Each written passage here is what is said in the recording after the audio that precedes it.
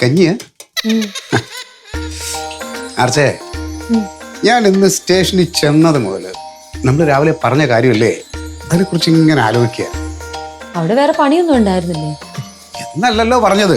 ജോലിക്കിടയില് ഇവിടുത്തെ കാര്യം ആലോചിക്കാതിരിക്കാൻ പറ്റില്ലല്ലോ. എന്നിട്ട് ആലോചന എവിടം വരെയായി? ഇപ്പൊ ഇവിടെ എന്താ പ്രശ്നം?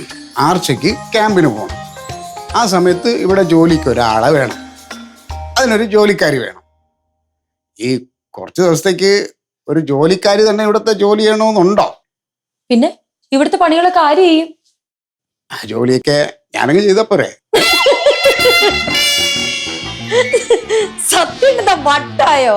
വീട്ടിലെ ജോലിയെല്ലാം ചെയ്യാന്നൊരു ഭർത്താവ് പറയുമ്പോ മുഖത്ത് നോക്കിയിട്ട് വട്ടായെന്നാണ് പറയാൻ.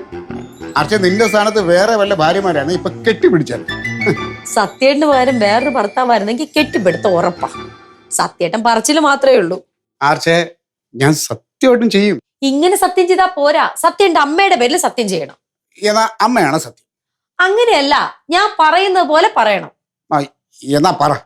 നാളെ മുതൽ ഈ വീട്ടിലെ എല്ലാ ജോലികളും എനിക്കാവുന്നത് പോലെ ചെയ്തോളാവുന്ന അമ്മയുടെ പേരിൽ ഞാൻ സത്യം ചെയ്യുന്നു. അമ്മയുടെ പേരിൽ ഞാൻ സത്യം ചെയ്യുന്നു.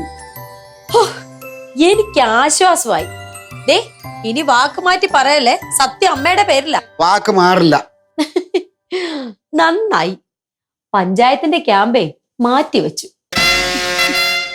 നാളെ മുതൽ ഞാൻ ഇവിടെ തന്നെ കാണും. എന്നെ പണികളിലെല്ലാം സഹായിക്കാൻ